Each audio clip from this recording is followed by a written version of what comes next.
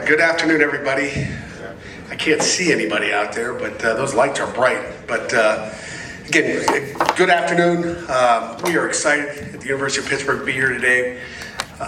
It's, again, the start of the 2025 season. We bring in a healthy, fresh, energized football team that has a ton of optimism going into this 25 season.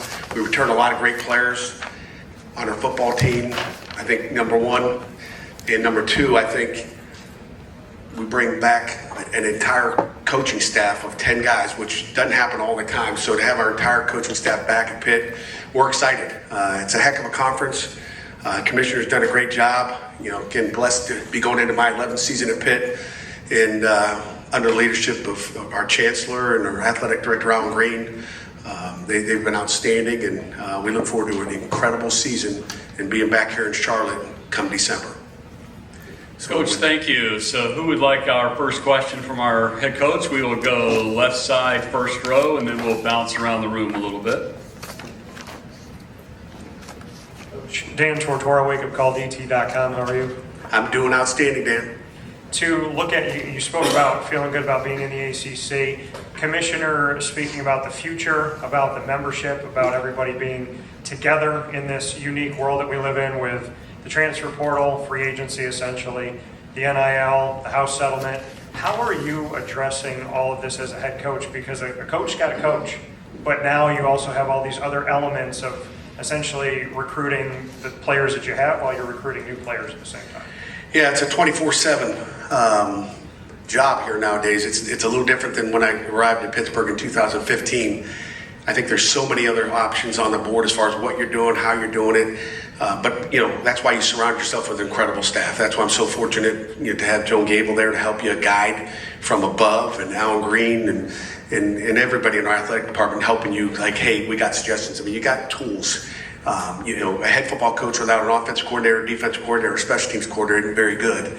You know, you can't do it all by yourself. So you have tools, and again, all those things, all this, you know, the different circumstances that are happening in college football. I think number one, we're, you know, working towards a better path in college football. I think we're on the mend a little bit. I think the house settlement, the revenue sharing is a better, you know, model. I think, you know, we get everything else under control. I feel good, but again, my job is to coach. You know, ultimately in the end, I want to coach these guys. This is where I have fun, and that remains my job. You know, I tell our guys all the time, I feel like I'm the Mike Tomlin on the other side of the building there. I want to be a football coach. I don't want to be an administrator. If I wanted to be an administrator or an AD, you know, I'd go be an AD, but I want to be a football coach. And, you know, I got other people to do some of the things that I don't want to do. So I know what I want to do. I want to coach football, and I want to have relationships with my players, and I want to have fun. And that's where the fun begins. 2025 season and really over the course of fall camp, what's the mentality you're hoping to instill in your overall roster, and what's the overall goal that you guys are shooting for? Well, I'll you know, start with the last part of that question. Is the overall goal is to win a championship. Our guys break down on ACC champs every day. And just yesterday I said, hey, when we break down on that, let's, you know, it's July, you know, we're a week away, you know, from camp opening up. Like, you better mean it. And, you know, we don't just, you know, just not say it to say it. It's to say it to mean it. And, you know, in the last 10 years, there's only been 3 teams win an ACC championship, and we're one of them. And that's the goal every single year. And I thought we could do it last year. I thought we could do it the year before. And I think we can do it now. Okay, I think we have a talented football team. Most of our weapons are back. We did not lose anybody that we, you know, wanted to keep in the transfer portal. You know, we've enhanced our roster. So, you know, we stay healthy. God bless you. We stay healthy again. We stay healthy.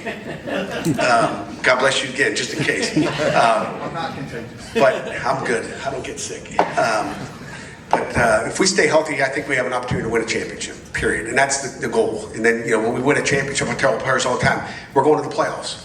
And that's your only guaranteed way of getting into the playoffs. You know, I don't care, 12, 15, 18, it doesn't matter. You know, but you win an ACC championship, we're in the playoffs. And that's where the fun begins. Coach, left side, third row, all the way to the left. Coach, good afternoon. Katrina, Sports and Culture Media. You've gone on record as to wanting to play West Virginia and Penn State every single year. What is the significance of playing those 2 games too? And do you believe there's an actual possibility in the near future? Yes, you know, we'll stick with West Virginia today because they're on our schedule, and we get to play them game 3. on 9/13. But I think with the way that the college landscape's going, the conferences are kind of exploded, and we got teams from the West Coast that are in the Atlantic Coast Conference. I think those regional rivalry games are critical. Our players look forward to playing West Virginia every year. That's a rivalry game that will end after this year. I think maybe 3 years it picks back up. So we do have a 4-game stretch. If you guys have any power to maybe see if we can get them in the next 3 years, we're willing to make some movements in our schedule and try to get that done. I would love to play them every year. To have at least one rivalry game, which is West Virginia right now. We'd love to have them on. And again, that's what the game is all about. Those regional rivalries, it brings fans in. The fans love it. Our players love it. It's intense. There's no love lost. That's what it's all about. That's college football. Standing All-Americans, we have 2 All-Americans up here today, but one of those is an All-American linebacker, Kyle Lewis. On the other side of the field with him is Rasheem Biles, Heem, nickname, and then in the middle, Braylon Lovelace. Those 3 might be the 3 best linebackers. Okay, I'll say that, the 3 best linebackers in the country on the field at the same time, and they'll be on the field every down. They don't come off the field on 3rd down. We don't take one of our linebackers out on 3rd down and put a DB in there and go nickel. We take out a D lineman. We're not taking any of those linebackers off the field. Matter of fact, we may play with 5 or 6 linebackers this year. That linebacker core, Coach Manlack's done a great job of not only recruiting but developing those guys. But I think when you look at our linebacking crew, you look at the development, but I also think it's partly scheme. Some of the things we do, like when Kyle Lewis is to the field, we're going to blitz him. A lot of times the field linebacker, we're going to find different ways to blitz him. I don't care if there's 3 open out there, we're going to blitz him this year. And so we're going to find different ways to bring him into pressures. But it's the aggressiveness of our defense, the opportunity to let those guys' instincts take over in a game. We're not a gap-oriented team per se, and a lot of defenses are, hey, I got the A gap, I got to stay in the A gap. We're an attack front up front, and our linebackers are going to find the hole. I mean, Kyle Lewis, you've seen him take a couple, interceptions and run with the ball. He's as good as any tailback in the country probably as well. But he has a great ability to key the football, find the hole, and hit the guy with the ball. And that ability to loosen up and just let those guys have free reins to go find the ball and find a hole, and not necessarily.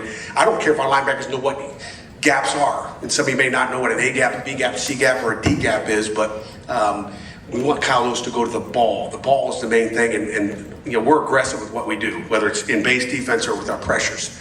And again, we've not only had, I'll throw this out there, we've not only had just linebackers get drafted, and whether it's Sebastian Dennis, but we've had guys drafted. In my 10 years, we've had 31 guys drafted.